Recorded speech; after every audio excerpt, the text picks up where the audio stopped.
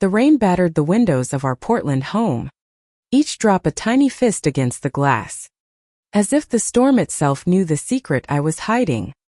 I stood in the kitchen, gripping the edge of the counter, my heart pounding so hard I thought it might break free.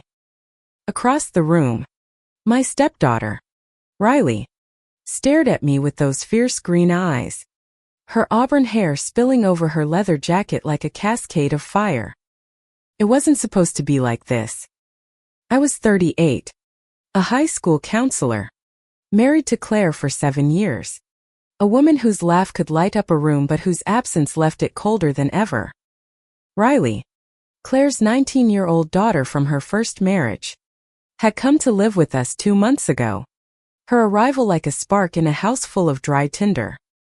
She was everything I wasn't: bold, unapologetic, with a sharpness that cut through the monotony of my carefully curated life. That night, Claire was 300 miles away, attending a medical conference in Seattle. The house felt too big, too quiet, except for the storm and the weight of Riley's gaze. "You're scared, aren't you, Ellen?" she said, her voice low, almost a challenge. She stepped closer, her boots leaving faint mud tracks on the hardwood floor Claire had spent months picking out. I wanted to tell her to stop, to go back to her room, to let me breathe. But I didn't. The truth was, I'd felt it the first day she walked through the door, a pull. Inexplicable. Dangerous.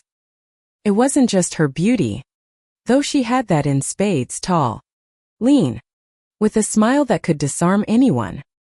It was the way she saw me, really saw me, in a way Claire hadn't in years.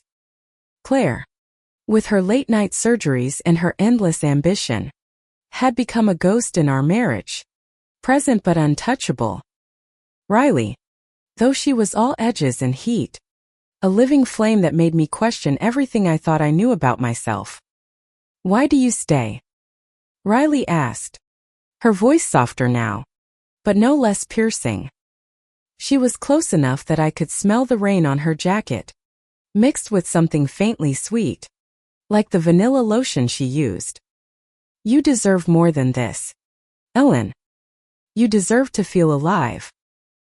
I turned away, my hands trembling as I busied myself with the dishes in the sink. The clink of porcelain was a weak defense against the truth in her words. I'd spent years building a life that looked perfect on paper: a stable job, a beautiful home, a wife who was respected and admired. But beneath it all, there was a hollowness, a quiet ache that Riley had somehow sensed from the moment she arrived. She didn't touch me, not then. But she didn't need to. Her presence was enough to unravel me, thread by thread. "I'm not a kid," she said, as if reading my thoughts. "And I'm not wrong about this." The phone rang, shattering the moment. Claire's name flashed on the screen, and my stomach twisted. I answered, my voice steady despite the chaos inside me. "Hey, honey," I said, forcing a smile Riley could see through in an instant. She didn't move, just watched me, her expression unreadable but heavy with intent. Claire's voice was tired, professional, as she talked about her conference, oblivious to the storm brewing in our home. I murmured responses, my eyes locked on Riley, who leaned against the counter, arms crossed, her gaze never wavering. When I hung up, the silence was louder than the rain. "I should go check the windows," I said, desperate for an escape. But Riley stepped in front of me, not close enough to cross a line, but close enough to make me feel the weight of what was happening. "You can't keep running from this," she said. "Not forever." I wanted to argue, to tell her she was wrong, that this was a mistake, a fleeting madness. But the words wouldn't come. Instead, I brushed past her, my shoulder grazing hers, and the brief contact sent a jolt through me that I couldn't ignore. Upstairs, I locked myself in the bathroom, staring at my reflection in the mirror. My brown hair was starting to gray at the temples. My eyes tired but alive in a way they hadn't been in years. I wasn't supposed to feel this way, not about Riley. Not about anyone. I was married. I was her stepmother. But the truth was clawing its way out, and I didn't know how much longer I could keep it caged. The storm raged on outside, and I knew this was only the beginning. Riley wasn't going anywhere, and neither was the truth she'd forced me to face. The next morning, the rain had softened to a drizzle, but the tension in the house was thicker than ever. I woke early, hoping to avoid Riley, but she was already in the kitchen, brewing coffee with a casual ease that made my chest tighten. She wore a faded band tee and jeans, her hair tied back loosely, and when she looked at me, there was no trace of the intensity from last night, just a quiet confidence that was somehow worse. "Morning," she said, sliding a mug across the counter. "You look like you didn't sleep." I took the coffee, avoiding her eyes. "I slept fine." I lied. The truth was, I'd spent the night replaying her words, her closeness, the way my body had betrayed me with every heartbeat. I told myself it was a moment of weakness, nothing more. But seeing her now, in the soft morning light, I wasn't so sure. Riley didn't push. Not then. She just sat at the table, scrolling through her phone, humming a song I didn't recognize. It was disarming, how normal she could seem, as if she hadn't set my world on fire the night before. I busied myself with breakfast, chopping fruit with more force than necessary, trying to anchor myself in routine. But Riley wasn't one for routine. "I'm going to the record store later," she said, not looking up. "Wanna come?" The invitation was casual, but it felt like a test. I hesitated, knowing I should say no, knowing I should keep my distance. "I have papers to grade," I said, my voice too sharp. She smirked, undeterred. "Suit yourself. But you're missing out." The day passed in a blur of avoidance. I buried myself in work, answering emails, grading essays, anything to keep my mind off her. But every creak of the house, every distant sound, made me think of her laugh, her defiance, the way she seemed to see straight through me. By afternoon, I couldn't stand it anymore. I grabbed my coat and drove to the record store, telling myself it was just to clear my head. The shop was a small, cluttered place downtown, filled with the warm crackle of vinyl and the scent of old paper. Riley was in the back, flipping through a stack of records, her face lighting up when she saw me. "You came," she said, not surprised, just pleased. "I needed a break," I said, trying to sound casual. But my heart was racing again, and I hated how alive it made me feel. We spent an hour there, browsing records, talking about music, about nothing and everything. She told me about her favorite bands, about the concerts she'd snuck into as a teenager, about the time she dyed her hair blue just to piss off her mom. I laughed, really laughed, for the first time in months. Felt good. Too good. And that scared me more than anything. As we left the store, the rain had stopped, leaving the air fresh and sharp. Riley stopped on the sidewalk, turning to face me. "You're different when you're not trying so hard to be perfect," she said. The words hit harder than they should have. I wanted to tell her to stop, to not say things like that. But instead, I just stood there, caught in her gaze. "Let's get dinner," she said, breaking the moment. "There's a diner nearby." My treat. Against every instinct screaming at me to run, I nodded. The diner was a retro place with red booths and a jukebox playing old Motown hits. We sat across from each other, sharing fries and stories, and for a moment, felt like we were just two people, not stepmother and stepdaughter, not bound by the rules that were supposed to keep us apart. But when her hand brushed mine as she reached for the ketchup, the illusion shattered. The touch was brief, accidental, but it sent a shock through me that I couldn't ignore. I pulled back, my face burning, and Riley's eyes darkened with something I couldn't name. "We should head back," I said, my voice tight. She didn't argue, but as we drove home in silence, I could feel her watching me, waiting for something I wasn't ready to give. The house was dark when we returned, and I retreated to my room, locking the door behind me. But I knew it wasn't enough. Riley was a force I couldn't outrun. And the truth was, part of me didn't want to. The next few days were a tightrope walk. Claire was due back tomorrow, and the thought of her return filled me with both relief and dread. Relief, because her presence might anchor me, keep me from falling into the abyss Riley had opened. Dread, because I wasn't sure I could hide the truth from her or from myself. Riley, for her part, seemed to sense my turmoil. She didn't push, didn't confront me, but her presence was everywhere. A lingering glance over breakfast, a brush of her hand as she passed me in the hall, a laugh that echoed through the house like a siren's call. She was relentless, not in her actions but in her existence, a constant reminder of what I was trying to deny. That afternoon, I found her in the living room, sprawled on the couch with a book.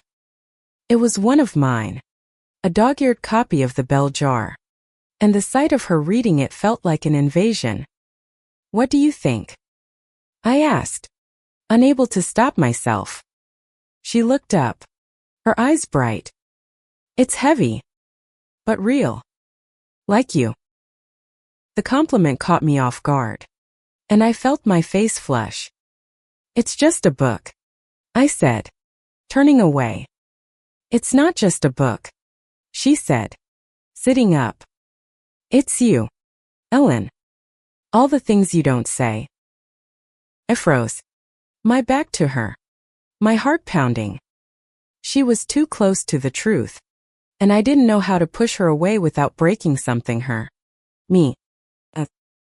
"Stop it, Riley," I said, my voice barely above a whisper. "You don't know what you're doing." "Don't I?" she said, standing now, her voice steady. "I see you, Ellen. I see how you light up when you think no one's watching. I see how you're dying in this house, in this life." I turned to face her, anger flaring to mask my fear. "You're 19. You don't know anything about my life." But she didn't back down. "I know you're not happy. And I know you feel this too." The air between us crackled, heavy with everything we weren't saying. I wanted to scream, to tell her she was wrong, but the words wouldn't come. Instead, I stormed out, grabbing my keys and driving aimlessly through the city, the rain starting up again as if to mock me. I ended up at a park, sitting on a bench under a dripping tree, my thoughts a tangled mess. I loved Claire. I did. But love had become a habit, a comfortable routine that had lost its spark. Riley, though she was chaos, danger, life, and I hated how much I craved it. When I got home, Riley was gone. A note on the counter said she'd gone to a friend's place, and the emptiness of the house felt like a reprieve and a punishment. I tried to call Claire, needing her voice to ground me, but she didn't answer. Instead, I found myself scrolling through old photos on my phone. Claire and me on our honeymoon, Riley at her high school graduation, her smile bright and unguarded. The doorbell rang, startling me. It was Riley's friend, Sam, a lanky kid with a shaved head and a nervous smile. "Riley asked me to drop this off," they said. handing me a small package wrapped in brown paper. Inside was a vinyl record, one of the ones we'd looked at in the store. A note was tucked inside, for when you're ready to listen. I didn't play the record. Couldn't. Instead, I hid it in my desk, like a secret I wasn't ready to face. But as I lay in bed that night, the weight of it off her kept me awake. Claire would be home tomorrow, and I had no idea how I was going to survive it. Claire came home the next morning, her suitcase rattling against the hardwood floor as she called out my name. I met her in the hallway, forcing a smile as she kissed my cheek, her perfume familiar but distant. "Missed you," she said, her voice warm but distracted, already checking her phone for work emails. "Missed you too," I said, the words automatic. Riley was nowhere to be seen, and I was grateful for it. I needed space, clarity, a chance to remember who I was supposed to be. But Claire's return didn't fix things the way I'd hoped. She was tired, preoccupied, her mind still at the conference. We ate dinner together, the three of us, but the conversation was stilted. Riley was polite, distant, her usual fire dimmed in her mother's presence. I caught myself watching her, searching for a sign of what had passed between us, but she gave nothing away. After dinner, Claire went to bed early, citing jet lag. I stayed up, cleaning the kitchen, trying to lose myself in the rhythm of routine. But Riley appeared, leaning against the doorway, her eyes locked on mine. "She doesn't see you," she said quietly. "Not like I do." "Riley, please," I said, my voice breaking. "This can't happen." "Why not?" she asked, stepping closer. "Because of her. Or because you're scared of what it means?" I didn't have an answer, not one I could say out loud. Instead, I turned away, focusing on the dishes. But Riley didn't leave. She stood there, silent, her presence a weight I couldn't shake. The next day, I threw myself into work, staying late at school to avoid the house. But when I got home, Riley was waiting, sitting on the porch with a cigarette she wasn't supposed to have. "You can't keep doing this," she said, exhaling smoke into the evening air. "Pretending nothing's changed." "I'm not pretending," I snapped, but my voice lacked conviction. She stood, tossing the cigarette into the grass. "Then look at me," she said. "Really look at me, Ellen." I did, and it was a mistake. Her eyes were fierce, unguarded, full of a longing that mirrored my own. For a moment, I forgot Claire, forgot the house, forgot everything but her. But then the front door opened, and Claire's voice called out, breaking the spell. "Ellen, you out there?" I stepped back, my heart racing, and Riley's expression hardened. "This isn't over," she said, so quietly I almost didn't hear her. The next week was a blur of tension. Claire was home, but her presence only amplified the distance between us. Riley, meanwhile, was a constant shadow, her every glance a challenge, a question I wasn't ready to answer. I started finding excuses to be out of the house errands, late nights at school, but no matter where I went, I couldn't escape her. One evening, I came home to find Riley in the living room, a photo album open on her lap. It was one of Claire's, filled with pictures from before I'd met her. Riley as a kid, Claire as a young mother. "She used to be different," Riley said, not looking up. "Happier." "So did you, I bet." I sat beside her, careful to keep my distance. "People change," I said. "Yeah," she said, closing the album. "But they don't have to stay stuck." Her words lingered, heavy with truth. That night, I lay awake next to Claire, listening to her steady breathing, wondering when I'd stopped feeling like enough. The breaking point came on a Friday night, 2 weeks after Claire's return. She was called into an emergency surgery, leaving me and Riley alone again. The house felt like a minefield, every room charged with the weight of what we weren't saying. I was in the study, grading papers, when Riley knocked on the door. "Can we talk?" she asked, her voice softer than usual. I nodded, against my better judgment. She sat across from me, her hands folded in her lap, her usual bravado replaced by something vulnerable. "I'm leaving," she said. "I got into an art program in Chicago. I start next month." The words hit like a punch. "That's great," I said, forcing a smile. "I'm proud of you." She didn't smile back. "Don't lie to me, Ellen. Not now." I looked away, my throat tight. "What do you want me to say, Riley?" "The truth," she said. "For once, just say it." The room felt too small, the air too thick. I stood, pacing, trying to find words that wouldn't destroy everything. "I can't," I said finally. "You know why?" "Because of her?"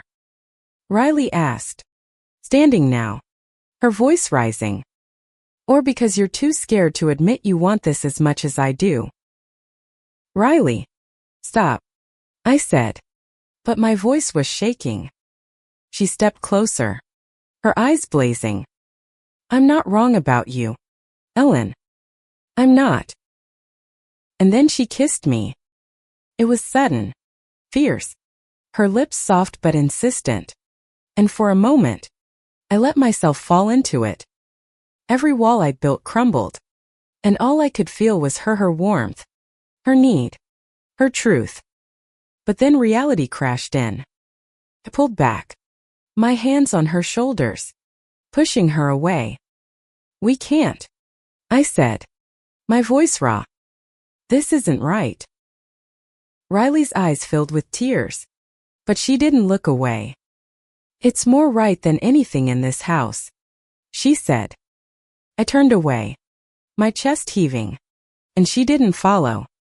When I heard her footsteps fade, I sank to the floor, tears streaming down my face. I'd crossed a line, and there was no going back. The next morning, Riley was gone. She'd left a note saying she was staying with Sam until her program started. The house felt hollow without her, but I told myself it was for the best. I threw myself into my marriage, trying to rebuild what I'd nearly destroyed. Claire noticed my distance but didn't push, and I was grateful for it. But every night, I thought of Riley, her fire, her truth, the way she'd made me feel alive. I didn't know if I could ever go back to the woman I'd been, but I had to try. For Claire. For me. Weeks passed, and Riley's absence was a wound that wouldn't heal. I went through the motions work, dinner with Claire, the occasional movie night, but it was like moving through fog. Claire sensed something was wrong, but I couldn't tell her the truth. How could I? One night, I found the record Riley had given me, still hidden in my desk. Played it, the soft crackle of vinyl filling the room, and the music, a haunting indie ballad, brought tears to my eyes. It was like she was speaking to me through the notes, telling me to stop hiding. I started writing her a letter, then tore it up. I tried again, and again, each version more honest than the last. I didn't send them, but the act of writing felt like a release, a way to hold on to her without breaking everything apart. Claire, meanwhile, was slipping further away. Her work consumed her, and our conversations grew shorter, more perfunctory. I wondered if she'd always been this distant, or if I was just seeing it clearly for the first time. One evening, I found myself at the record store again, drawn there by memory. The clerk recognized me, handed me a flyer for a local art show. "Your friend Riley's got a piece in it," he said. My heart stopped. She was back in town, at least for now. I went to the show, telling myself it was just curiosity, but the moment I saw her across the gallery, I knew I was lying. Her hair was shorter, her eyes brighter, but she was still Riley Fierce. Alive. Undeniable. Her artwork was a painting, abstract but raw, all reds and golds and jagged lines. Felt like us, like the chaos we'd created.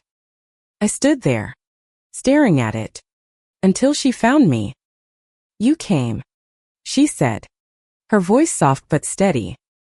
"I had to," I said, the truth spilling out before I could stop it. We didn't touch, didn't cross that line again, but we really talked for the first time in weeks. She told me about Chicago, about her art, about the life she was building. I told her about the emptiness, the way I was trying to hold on to a marriage that felt like a ghost. "You don't have to stay," she said, echoing her words from before. "You deserve to be happy, Ellen." I didn't have an answer. Not then. But as I left the gallery, her painting burned into my memory. I knew something had to change. The decision came slowly, like dawn creeping over the horizon. I couldn't keep living a half-life, pretending for Claire, for myself, for the world. Riley had shown me what it felt like to be seen, to be alive, and I couldn't unlearn that truth. I told Claire everything, not about Riley, not yet, but about the distance between us, the way our marriage had become a shell. She listened, her face pale, her eyes wet. "I didn't know it was this bad," she said, her voice breaking. "It's not your fault," I said, and I meant it. "It's just, we decided to separate, not out of anger, but out of honesty. It was painful, but it was right." Claire moved out, and the house felt both emptier and freer. I didn't contact Riley, not right away. I needed time to find myself, to understand who I was outside of the roles I'd played for so long. Months later, I saw Riley again. She was back in Portland for a visit, and we met at a cafe, the same one where we'd shared fries all those months ago. She looked different, stronger, more settled, but her eyes still held that fire. "I heard about you and Mom," she said, stirring her coffee. "You okay?" "I'm getting there," I said. "What about you?" She smiled, a real smile, not the guarded one she'd worn before. "I'm good. But I miss you." The words hung between us, heavy with possibility. I didn't know what the future held, whether we'd ever cross that line again. But for the first time, I wasn't afraid of it. "I miss you too," I said, and it felt like a beginning. We didn't rush into anything. We talked. We laughed. We rebuilt something new. Something honest. Riley's art was taking off, and I was finding my own path, volunteering at an LGBTQ center, helping others find the courage I'd struggled to find. In the end, Riley didn't just break my world apart, she helped me rebuild it. Stronger, truer, more alive. And as we sat there, the rain starting to fall outside, I knew that whatever came next, I was ready to face it, not as a stepmother, not as a wife, but as Ellen, flawed, human, and finally free.